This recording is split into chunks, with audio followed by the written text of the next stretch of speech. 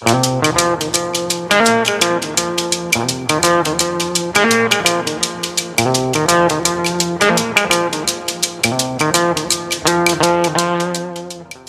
evening and welcome to Talk of the Bay, KSQD's local talk show brought to you each and every weekday evening at 5 o'clock right here on listener-supported community radio KSQD. I'm your Thursday evening host, Rachel Ann Guzman, and it's great to be back here behind the microphone. And joining me are 5 local journalists. I love to say that because that means we have 5 local journalists and more working on local stories, just what we like to do here on Talk of the Bay. And so we're going to do a roundup looking back at 2023 and looking ahead for 2024 through a glass darkly, perhaps, since none of us have a crystal ball. But we are going to extrapolate from some of the stories locally that were covered into what we might hear about on these various news outlets. And I'm really happy to say that the news seems to be thriving locally as opposed to some attrition in the more broader national scene, newspapers. So there's online. We have Lookout Santa Cruz. Wallace Baine is with us today. Hi, Wallace. Hello, Rachel. Great to have you back. You were on the early part of our wonderful broadcast here. You and I used to follow me anyway, and we hope to get you back someday. So thanks for lending your voice to KSQD in the early days, and I'm glad to have you back on the air tonight. Happy to be here. And with me in studio, Stephen Baxter and Kara Meyer-Guzman, who are with Santa Cruz Local. And welcome to both of you. Thanks for having us. Thanks, Rachel. Thank you for being here. David Schmalz, I hope I am pronouncing your name correctly, from Monterey County Weekly. Hi. Hi, hello. It's pronounced Schmalz. It's like chicken you would pronounce schmaltz. it with the T. My grandmother would have loved you. Well, that's exactly what it means. That's Yes. what my name is. Yes. Lard. Oh, nice. No one teased you because they didn't know Yiddish. That's fine. Well, thank you all for making time this evening for our listeners. And I thought I'd just go round robin and hear from Stephen and Kara first about, first of all, it would be helpful if people don't know what Santa Cruz Local is for you to just give us a little primer on what it is you're doing. And then let's hear about one of your top stories. And each of you will get one top story, and then we'll go around again. And anybody who wants to chime in and comment after somebody's presented their story, that would be cool too, because it's not that often that journalists get to talk to each other. Yeah. Well, thanks again for having us. I'm Stephen Baxter. I'm the editor of Santa Cruz Local. Santa Cruz Local is a nonprofit local news organization. We cover Santa Cruz County. We're at santacruzlocal.org. We've been around since 2019. I co-founded this with Kara Meyberg Guzman. And we cover mainly housing, environment, health, and local government. And when you say local, are you City of Santa Cruz, County of Santa Cruz, or beyond? Santa Cruz County, yeah. And we also have a Spanish language project that's new called Noticias Watsonville that's just launched in the last 6 months. Yeah, we launched Noticias Watsonville in July. It's Spanish news for the Pajaro Valley. We produce audio news in Spanish, and we deliver it on WhatsApp. So if you're listening and you want your local news in Spanish, you can text Noticias to 831-291-3456, and we'll get you signed up. Very cool. What a great service. It's very rare that new local news is starting up, so it's really exciting to hear what you're doing. There's a lot of information people weren't getting before the Pajaronian cut back to 2 days a week. Still going, but as we know, it's not a daily paper anymore. So thanks for filling in the gap. Stephen, what do you got? What was a big story for you to cover in 2023? Seems like a long time ago, 2023. It's only 11 days ago. Yeah, we had a lot of coverage in 2023. I think probably one of our most read stories, but one of our biggest stories was an investigative series that we did on homeless services spending. And it came out in May, and it was a 3-part series. Essentially, we compiled a mountain of public records requests to understand how homeless services money was spent in 2 fiscal years, in 2019, 2020, and then in 2020, 2021. And before this, there really wasn't a good picture of how that money was spent, what it was spent on. Even the county leaders really couldn't tell you. So, it took a long time, but finally, we came up with, it was about $31 million in the first year and 95 in the second, with a lot of COVID money. And we parsed that out into all the different categories that it was spent on. Rental assistance and shelters, temporary shelters were the top two. But I think what was most illuminating about it, or one of the key takeaways, was just that we didn't really, not only did we not know how the money was spent, but we didn't really know what the results of that money was. Like, in other words, did it actually result in permanent housing for people? And the point in time count in that time period was flat. Basically, it was about 2,000 homeless folks in our county. So it's still difficult to say. It's still difficult to tie which services are actually effective in getting permanent housing. But this is a step towards transparency, and it's a step toward keeping public money, following the money, and keeping all of those services accountable. And the fact that they didn't know how it was being spent, you actually did them a favor by tracking it. Yeah. You're not supposed to be working for them, I know, but you did some background work that sounds like that wasn't known before. Yeah.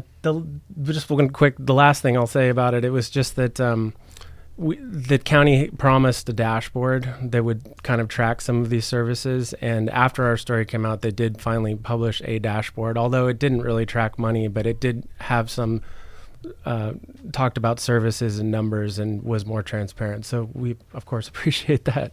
And as a story, it's going to be not gone in the next year. It would be lovely if that was not a story in Santa Cruz County anymore. It's a really important issue. It's something that so many people in our county care about. The reason we started looking into how public money was spent on homelessness is because we did, in the summer of 2021, 120 in-depth interviews with Santa Cruz County residents, both housed and unhoused, and we asked them, what are your questions? What are your priorities around homelessness? And by far, the top theme we heard was that people want solutions to homelessness. So this is part of a bigger series that we had in 2021, 2022, and 2023 on solutions to homelessness. So you can check out the entire series at santacruzlocal.org/homeless-solutions. It has about 10 stories on there around this topic. The second most common theme we heard from residents on what their questions are around homelessness was follow the money. Please tell us how our tax dollars are being spent on homeless services. So we did exactly that. Because there is no central system that tracks how public money is spent across our county, across the 4 cities, and at the county, and at the continuum of care, which is organizing body for homeless services. We had to find all that info ourselves. So this is the result of many public record requests and 2 years of digging through documents, board agendas, budget reports, grant reports. This was the most ambitious reporting project our newsroom has produced to date. And yeah, I'm really proud of the work our team did. Absolutely. It sounds like it was a lot of work too. Let's go to Dave Schmalz down in Monterey. Monterey County Weekly is the weekly newspaper akin to our Good Times here in Santa Cruz. And Dave, what was one of your top stories in Monterey County? I would say probably the biggest story for the weekly this year was, precipitated by the flooding that occurred in the Pajaro Valley when the levee breached on March 11th. After I think that was the 3rd atmospheric river, and Pajaro doesn't have, it's not it's unincorporated and whatnot, but nonetheless, a lot of people who work in the ag community live there, and it's kind of I don't know, forgotten sort of. You have to go to Santa Cruz County pretty much to get to it for the most part. I mean, if you're going on Highway 1. So anyways, when that breach happened, it was a Saturday, and I remember just being home, and I started looking into what all the agreements were with the levee in the past, and I don't know, within a day I felt like I had enough where I could, I went to the Weekly's editor, Sarah Rubin, on Monday, and I said, Sarah, I think I can get a story out, in a week, that just explains all this. And so the story is that Congress authorized an upgrade to that levee in 1966. It had already failed a couple times, but it never got done. No one wanted to pay for it. And so, this has just sort of been this ongoing thing. I remember there was a day back in 2018 where I was I was following Jimmy Panetta. I was shadowing him for a day. I was following Congressman Jimmy Panetta and just sort of seeing what a day in the life of, our local congressman was like. And during that time, that day, I remember one of our supervisors who was in the district that includes Pajaro, John, it was, retired supervisor John Phillips, and they met about the Pajaro levee and the U.S. Army Corps of Engineers, all this stuff. And it's just been this thing that's been around forever and ever and ever, and nothing's gotten done. So, we've been covering that all year. And then finally, in November, all the, public agencies that needed to make the agreements and put the ink on paper did that in November in Watsonville. And it was momentous. And, this is something that impacts that whole valley, not just the residents of Pajaro, but also Watsonville as well. And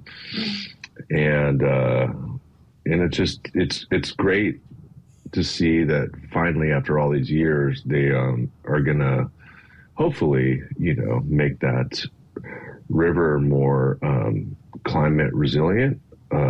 Because I think everyone expects that going forward, we're going to be facing more extreme weather, and that valley is low lying, and the people that live there don't have a lot of money, and when disaster strikes, they are in very, very serious trouble. So that's right, and thank you. Thanks for that. That's a big story, and it was a national story. The international and national press picked it up. And before I go to Wallace Baine for his top story next, I want to go back to Kara and Stephen and ask you to carry them off of that, because this is one of those stories covered by Monterey County Press and as well as Santa Cruz Press. Yeah, definitely. For me, I think one of the biggest things that I saw around the Pajaro flood was that there was a lot of confusion and misinformation within the Spanish-speaking communities of Pajaro. In Pajaro, most people speak Spanish as a first language, and also many speak Mixteco. It was really hard to find reliable information about evacuation orders, evacuation warnings, and then after the night of March 11, how to access resources, and when is it safe to, go back to our homes. that was a huge part of the push for us to launch Noticias Watsonville in July. Since we launched, we've covered in Spanish, how to access assistance for undocumented residents of Pajaro, how to prepare for flooding this winter, and how to access other, essential resources, because that information is so hard to find in Spanish in an accessible way. Thank you. It reminds me of when there was a very 3-foot tsunami, but it was misreported in the press in Spanish as 3 meters. And of course, there was mass panic because of one word, meter, instead of foot. So we have some experience here of watching what happens when misinformation spreads quickly around a disaster. Wallace Baine, you're on next. You are Hello, the Rachel. cultural beat. So there's some culture stories that are big that have happened in Santa Cruz County. Yeah, I guess so. I mean, obviously, my colleagues at Lookout have been certainly covering the weather stories, and I have as well, and some of the bigger stories. But my role at Lookout, essentially, because I'm the old guy, has been to sort of look a bit at the culture of Santa Cruz County, the history of Santa Cruz County, and I've always been, in my years with the Sentinel and Good Times, I've always been kind of a professional appreciator of a lot of the things that have happened in Santa Cruz County, and I always want to kind of remind people what has taken root here and kind of the historic context of everything. So this year I wrote a lot about, for instance, the 50th anniversary of Santa Cruz Skateboards, who produced the Santa Cruz logo that you see on every T-shirt all over the place, not only in town, but essentially all over California, all over the world, really. And, how that came about and how Santa Cruz is a kind of skateboard center. I wrote about Joby Aviation and how this company poised to be one of the real game changers in air transportation in the coming years, and how that has this deep resonance and cultural context here in Santa Cruz County. And they're our next door neighbor now, by the way. They bought the Plantronics building, and so we are neighbors. And Joe Ben Bavert went to Gateway School. He's one of our local homegrown heroes. And Dave Schmalz, we share them in a way because Marina is where they're testing this and building it, but they're Right. a lot of the engineers are up here, so it's kind of a cross bay business, and they have gotten millions in startup funding, which is also translated into hundreds of jobs in our region, which has been not gone unnoticed. These are really well-paying jobs as well. My nephew happens to work there, and the people I've met that are his friends that work there, really smart, really talented engineers. And 2023 was the year, of course, that Joby sort of unleashed their air taxi on the world in a big event last summer in Marina. I was there covering that. Dave, were you there too? Did you get to go? I was not. They didn't give rides. They did not put anyone in there because it's not personed yet. It's not like a room. It's like a big drone, right? Yet it's not got a pilot. Okay. Yeah. I mean, I think I was the first local reporter to report on like what Joby was doing in Marina, but we switch beats around, and I haven't been on the Joby beat, so I'm But Christopher Neely, who's now at Lookout, did a lot of Joby coverage when I worked with him. So it's a fascinating thing. I mean, I still think it's going to be a taxi for rich people at first, because for sure. What's really fascinating about it, Rachel, is that Joe Ben's father developed the Hip Pocket Bookstore in Santa Cruz generations ago. Predating even the university, and bringing the counterculture to downtown Santa Cruz in essentially the same footprint where Bookshop is now. Wasn't he on Ken Kesey's bus? He was, absolutely, yeah. There's trivia for him. And, Joe Ben had told me that, he grew up way out there at Last Chance Road, and he just kind of had to take this bus to school every day, the drudgery of that, and how he just fantasized about how there should be an easier way. So we're talking about a kid who grew up way out in the country, on the North Coast out there, bringing his fantasy to life in front of everybody. So that's really cool. He also invented the Gorilla Pod, which any of you photographers probably know is this little movable thing that looks like those Kinects toys, but it swivels on these different ball sockets where you can adjust your camera. And he made his first $1 million or $2 million off of that invention. So it's cool to have inventors in our midst.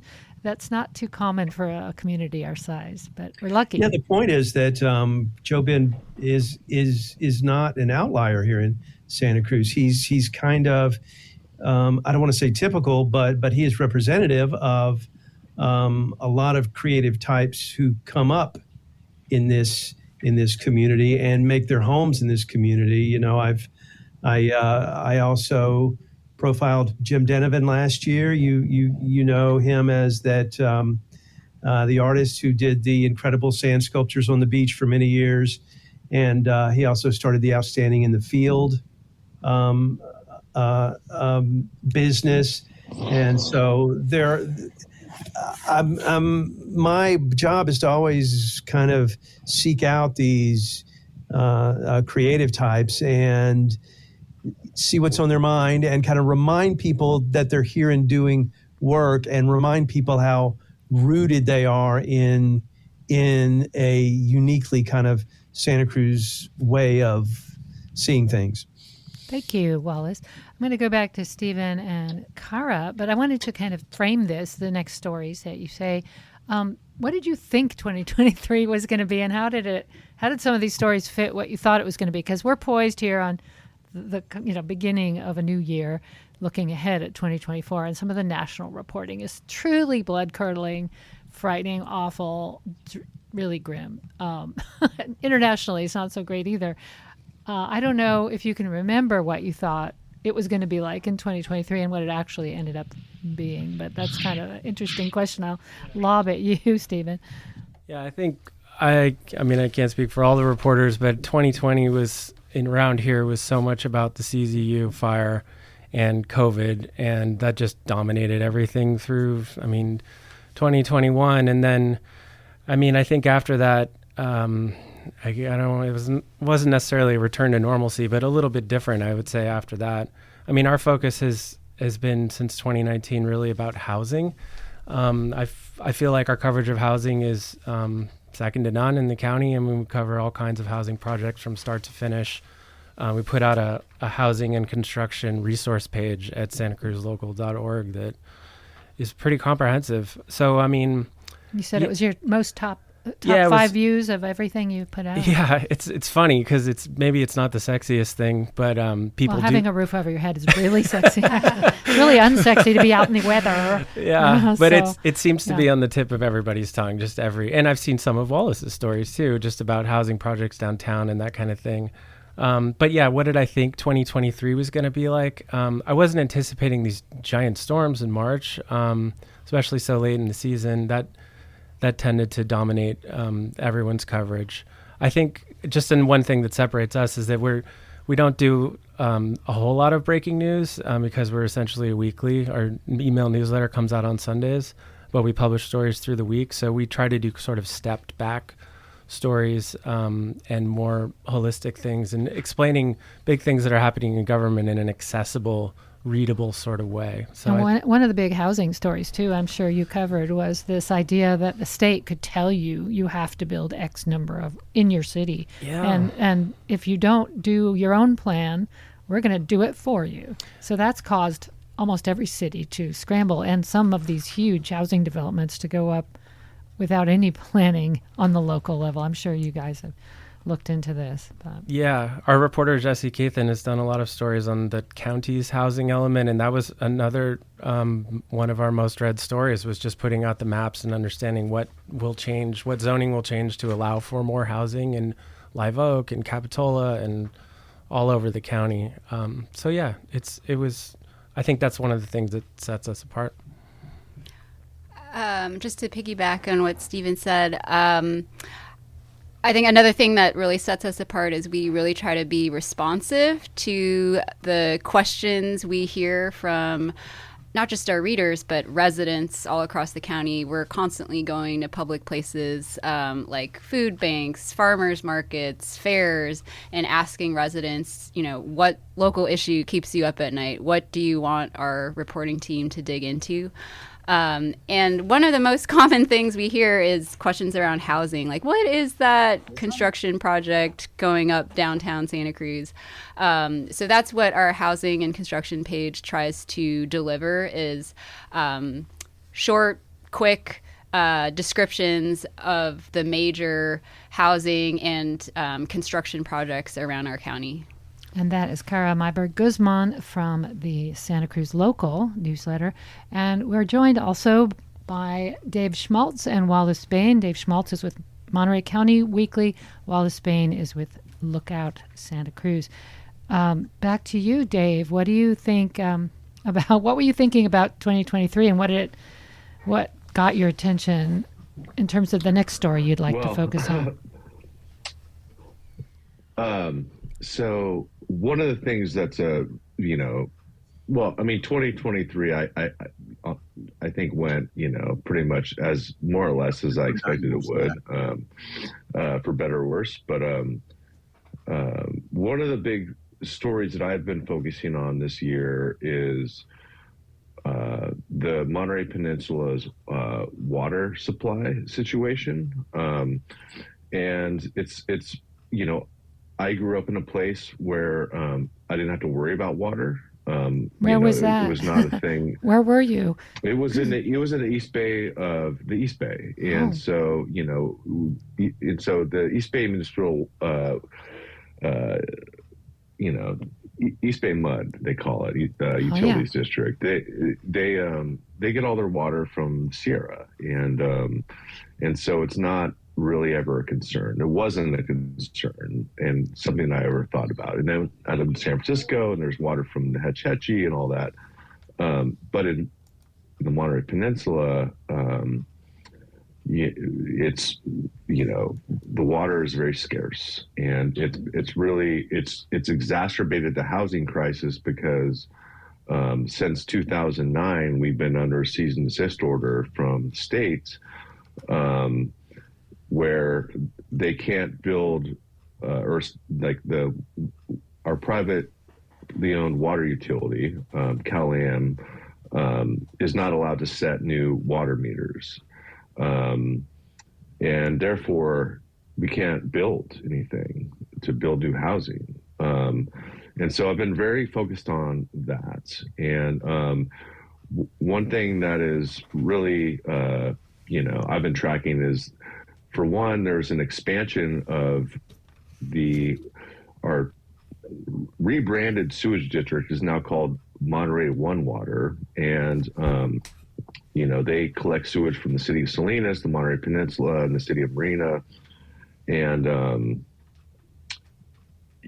they discharge some water out to sea, but they treat water, and they have two different treatment facilities, one of which is advanced purification, and so it's called Pure Water Monterey. And so essentially turns all these different source waters into what is drinking water, and then it has to go underground and whatever. But the hope is that with this expansion that is going to come online next year,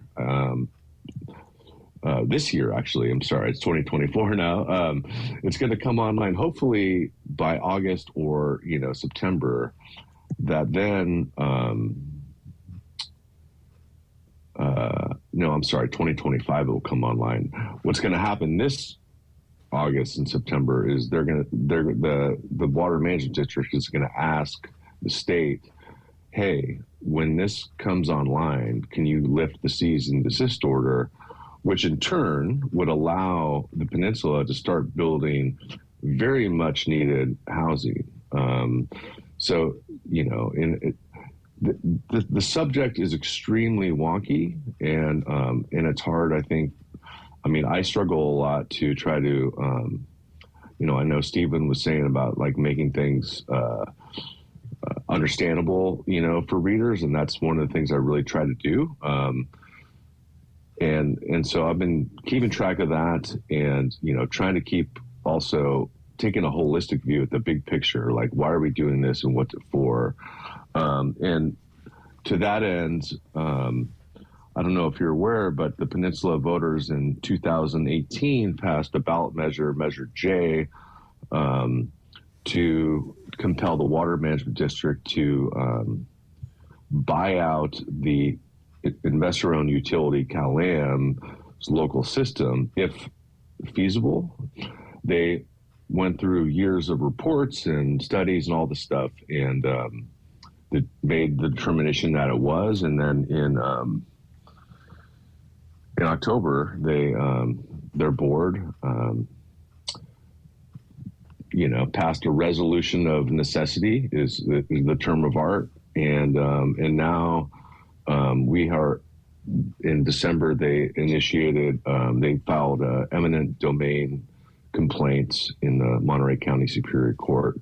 So that whole litigation process, which is sort of a two-step trial, is now underway. So that's a massive story. It sure is. And one very complicated, not only is it about water, but it's about housing. I'm going to take a moment to ID the station and ourselves.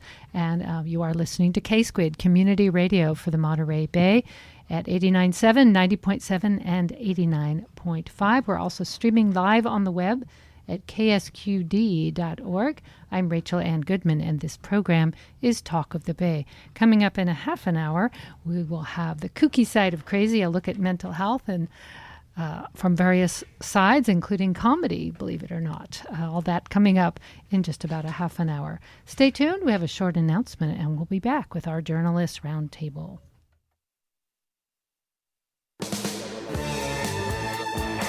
The car you're not using anymore, it's seen a lot of sunsets. Give it a new life and help KSQD by donating it. KSQD accepts all types of vehicles, including cars, trucks, boats, and more. It's easy, it's free to you, and could mean hundreds of dollars of support for your favorite radio station. Learn more at ksqd.org. KSQD thanks Edible Monterey Bay Magazine for supporting this program. Edible Monterey Bay Magazine delivers the story on local food and drink across the region through its quarterly magazine and weekly newsletter. The fall issue is available now. Readers can sign up for the weekly newsletter at ediblemontereybay.com. KSQD, Santa Cruz, that's right. You can donate your car, you can support our underwriters, you can become an underwriter yourself if you have a business or nonprofit and you'd like to support community radio while alerting people to your wonderful generosity and what your business is all about. You can contact us anytime at info@ksqd.org. We'd be happy to send you the information. This is Talk of the Bay, our local community radio talk show, which covers local issues. And we're looking back at 2023 and ahead at the next year that we have just begun a week and a half ago. And with me here at KSQD, we have Stephen Baxter and Sarah Meyberg Guzman of Santa Cruz Local, a local newsletter and investigative news organization, nonprofit. We also have David Schmalz. He is with Monterey County Weekly, and Wallace Baine, who if you have been around Santa Cruz for any length of time, you know, originally from the Sentinel, now with Lookout Santa Cruz. Wallace, I think it's your turn. So let's get you up on. All right, my turn for what? Thinking about, I guess I'll ask you the same question I asked the others, which was, if you can remember, I know it's a long time ago now, what were you thinking about looking into 2023, and what did it actually turn out like, journalistically speaking, from a writer's perspective? Well, certainly the weather took us all by surprise, but I think at the end of 22, I think all of us, were looking at a couple of things that were unfolding. One is this sort of gradually unfolding transformation of downtown Santa Cruz in terms of all the development and the new housing that's going in. And, 23 represented some big moves in that direction. And the other was, the Cabrillo College name change. It certainly at the end of 22, we thought we would be in for a crazy up and down ride with that particular issue, and we were, of course. But in terms of the development of downtown Santa Cruz, I have been part of an issue that we've been covering at Lookout that we're calling Changing Santa Cruz, and we want to kind of get a big picture of how the downtown is slowly transforming, and it's causing a lot of anxiety among a lot of people. And a ballot measure, I should add. Sure, the ballot measure at the end of 2022, Measure O. Oh, I was thinking of Measure M. Which, and of course, Measure M. I mean, you can draw a line from one to the other. Which we should probably describe what those are for people who aren't following closely. Measure O was of course the vote on the downtown library, which did pass in November of 22, and Measure M coming up on the March ballot has to do with height limits downtown. These were both efforts to try to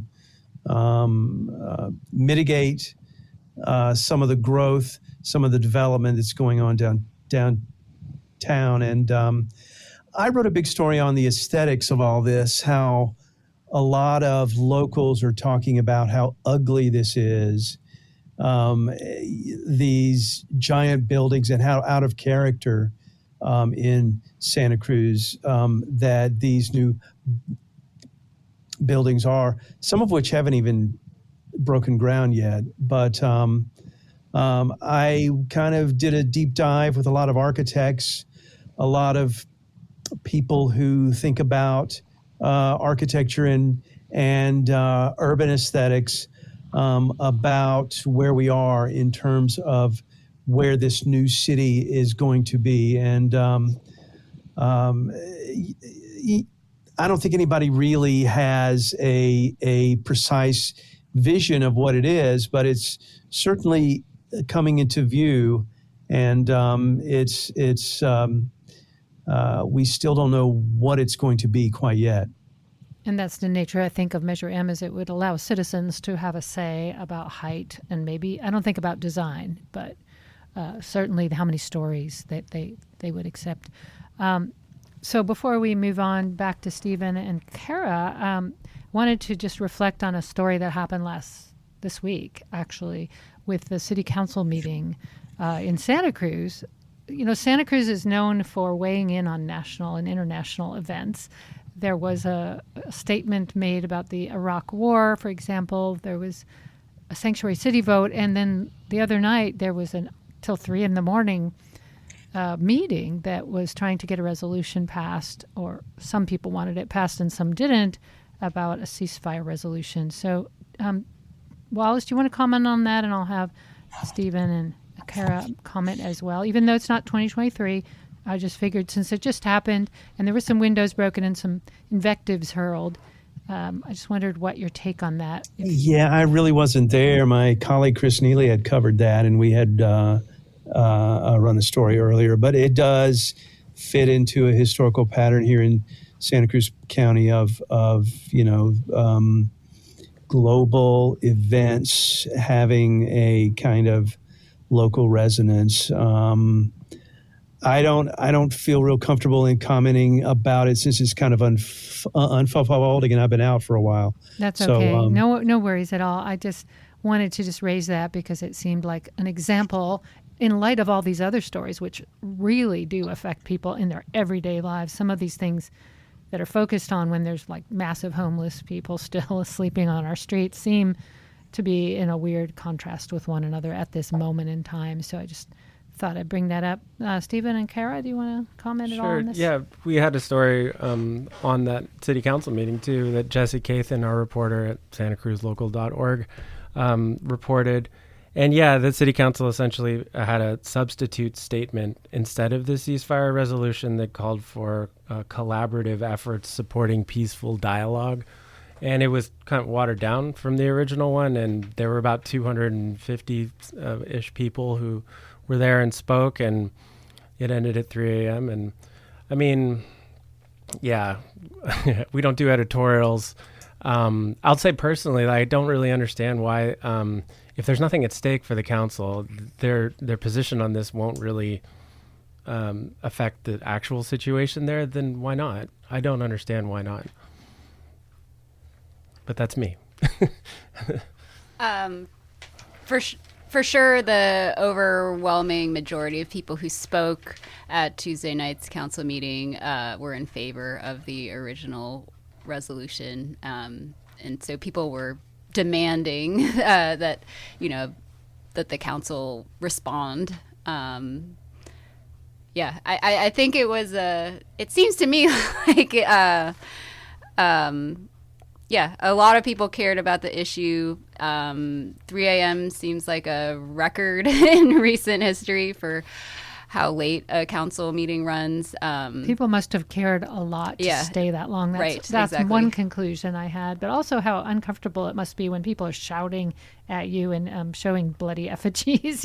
Just they had to clear. I think they had to clear the chambers. The police had to clear them because there were people breaking windows, and it just makes me feel sad in a way that it's so divisive and that there's so many things we need to work on that might help us immediately in our own lives here in our county. And this is what's taking our attention. There's other looming things that we might want to focus on and have, but clearly people cared a lot in order to stay till 3 a.m.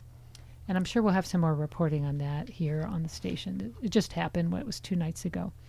So, let's go back to other top stories that we haven't mentioned yet. We have about 15 minutes, so... Yeah, I wanted to... David said some great stuff about the water situation and housing in Monterey County, and that's illuminating for me. We've done some stories about the water situation and housing in Santa Cruz County, and it's a bit different. Just because if you look at our reporter or correspondent, Jeremiah Edding, did a terrific story a few years ago called Does More Housing Mean More Water Demand in Santa Cruz County? And we get this question all the time from readers. And if you look at the water demand over the last 20 years in Santa Cruz County from all the water agencies, the demand has fallen in that time despite the growth. And so, yes, we have more water storage, and we have water storage problems in Santa Cruz, of course, depending on what's going on. But it's very different than Monterey County. And I just recommend everybody check out that story because it just seems to come up constantly. Great, thanks. Did you want to add anything, Kara? No, not on that topic. Let's go back to Dave. What's another story you'd like to highlight that was big in 2023 in Monterey County? Geez. Okay. Well, I mean, I just thought one thing that was fun, and this is a story I reported. It wasn't like, breaking news or anything. We got to have some fun, though, so thank you. Yeah. But I mean, it was breaking in that. So scientists, some of whom, or at least one of whom works at the, Monterey Bay Aquarium Research Institute in Moss Landing. In Bari. At Bari, yes. Published a study in August, it was about the octopus nursery in Davidson Seamount, which is like a mile under the sea. And Davidson Seamount, for those who don't know, it's like a part of the national monuments. It's all protected. And it's considered to be like a biological treasure by marine scientists. And anyhow, this seamount has what is, has the largest known nursery of octopus on the planet. And when you say so, nursery, are we imagining like little bassinets and their moms feeding them? Like what? No, so it's like, I guess you could think about it like a bird sitting on their eggs in their nest. That's essentially what it is. Okay. And so because the octopus lay eggs, and then the mothers stay on the eggs, and sometimes even like starve to death before the eggs hatch, but they'll stay on top of them. That's very sad. They shouldn't sacrifice. I know, but I mean that's how their life cycle works. So they're gonna die anyways, like shortly thereafter. So might as well bring up your kids on it. Well, I just want you to know you're reporting on a very close cousin of ours. We've got squids everywhere. We're looking at lots of them, and people sometimes get us confused with octopi, but squids are a whole different species. Maybe we'll have you report on them next time. Just want to say, equal airtime. Thank you. So anyhow, so the scientists were like, well, this is like, why are they here? Like, what's the reason for it? And they were able to prove that there's these, thermal vents that come through around the base of the seamounts, and that warms the water, because the water is extremely cold down that deep, and even on the surface in Big Sur, if you've been there, it's freezing. Of course, yeah. And so, right. And the colder the water, the longer it takes for the egg to incubate. So, the warmer the water, then they can, they can take years off of the incubation time for their eggs. So, it was a super interesting story, and I just, I was pretty. Feeling pretty good about my headline, Octopus Garden. Oh, yeah. I was just going to have that playing in the background, but I couldn't do it fast enough. I love it. And did you get to see underwater photographs from their submersibles? Oh, yeah. That's always the fun part of reporting on Mbari. I know. Their submersibles. Totally. Photographs are amazing. Yeah. And you can see some of those at the Monterey Aquarium, I believe. They have a live feed, or used to. Mm-hmm. Fantastic. Yeah. Thank you. I am really happy that you reported about octopi. Or octopuses on this station, KSQD. It makes me happy. Wallace, I don't know how to segue to anything you're going to say, but you're on next.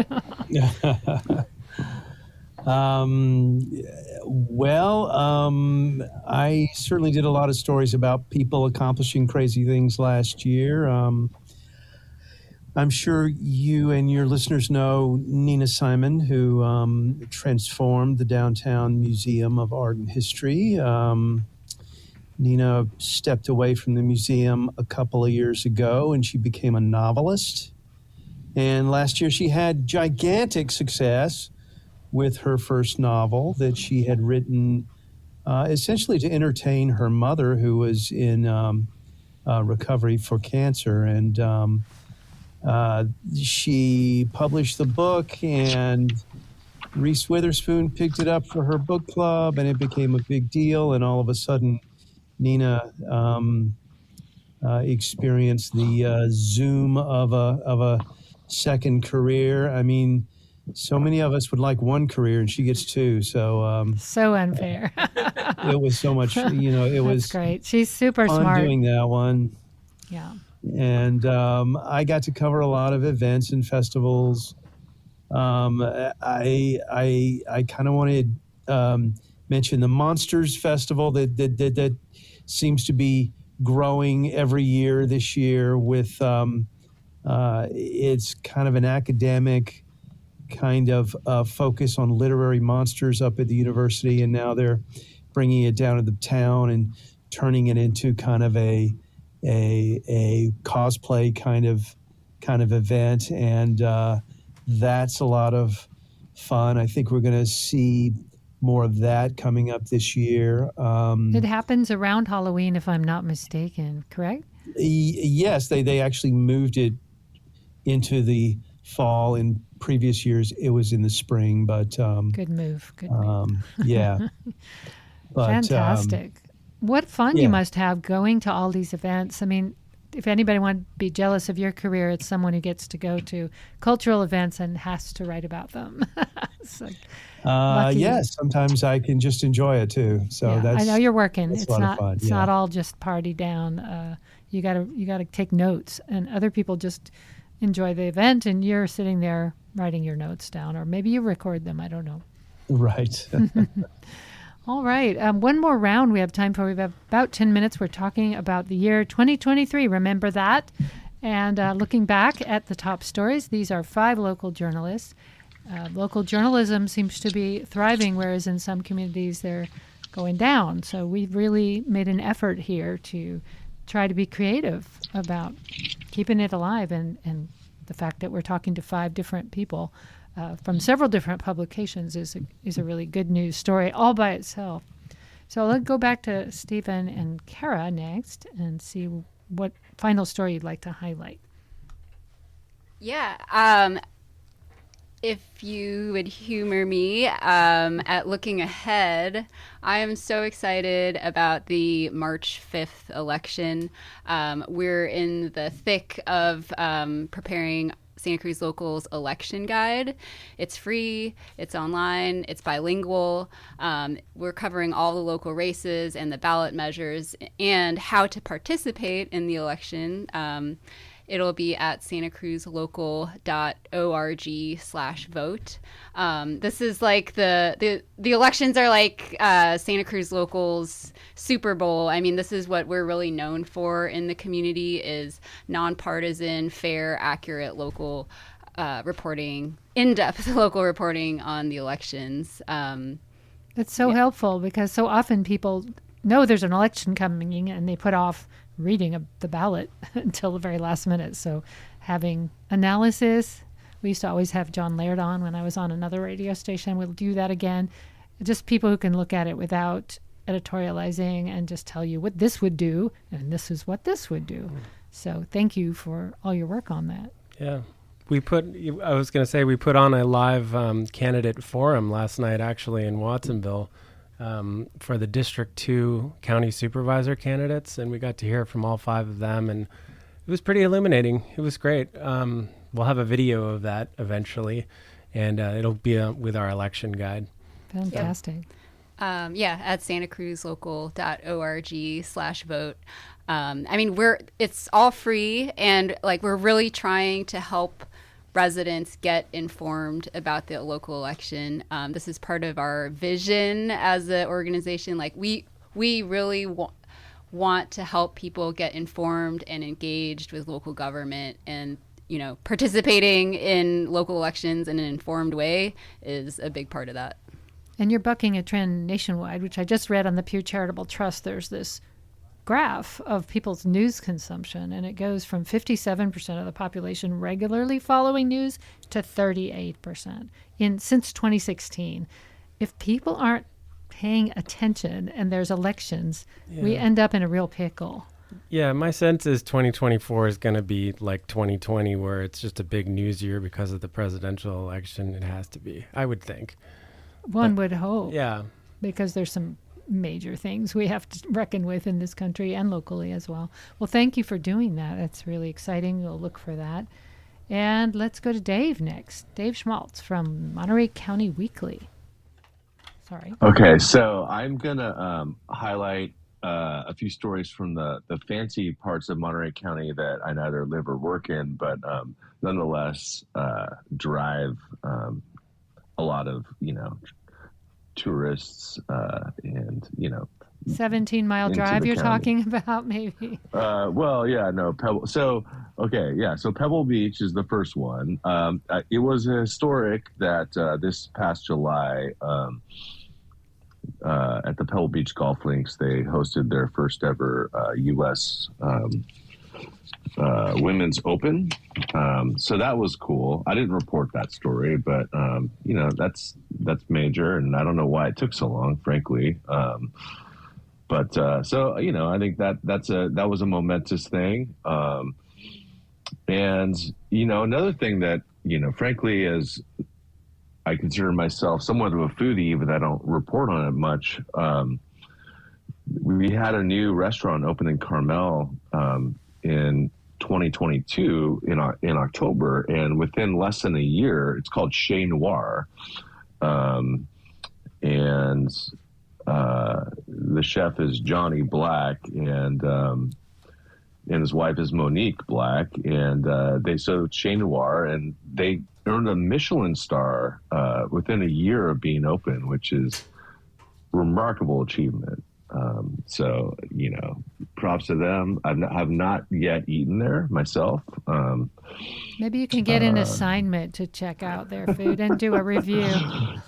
Yeah. Very coveted, I'm sure. Well, thanks for I'm that. sure. That sounds like a wonderful way to end 2023 anyway, as we look back. Wallace, you get the final word here. What's your final parting story? You've been doing like local heroes, haven't you?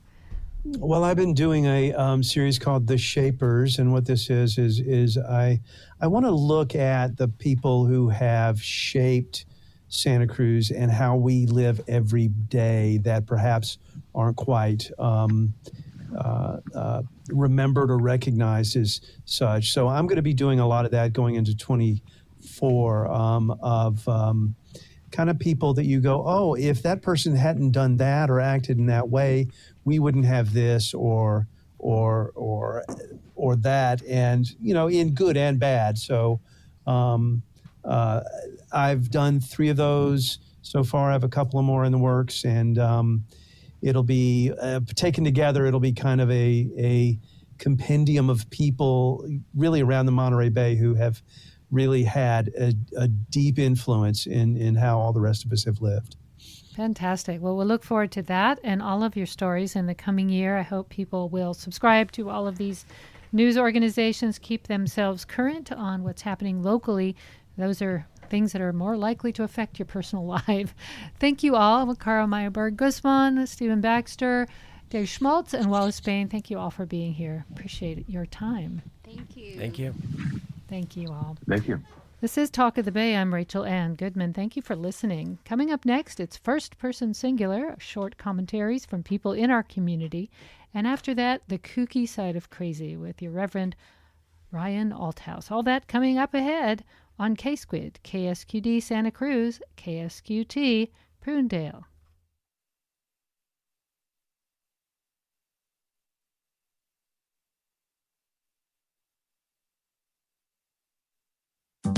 First person singular. Views expressed are those of the author. Fabiana Ochoa discusses our good nature.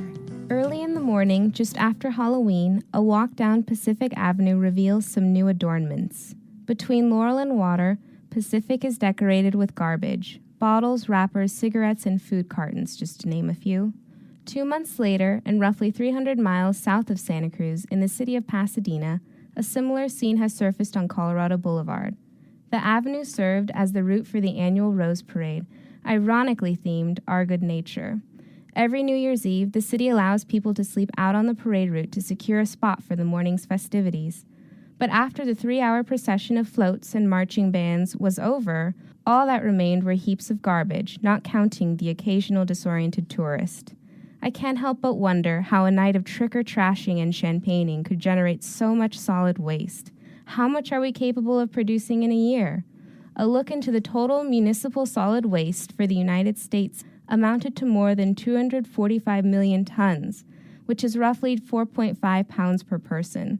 That is, a day's worth of coffee cups, pizza boxes, your unwanted newspaper, and that pile of clothes you'd been meaning to get rid of.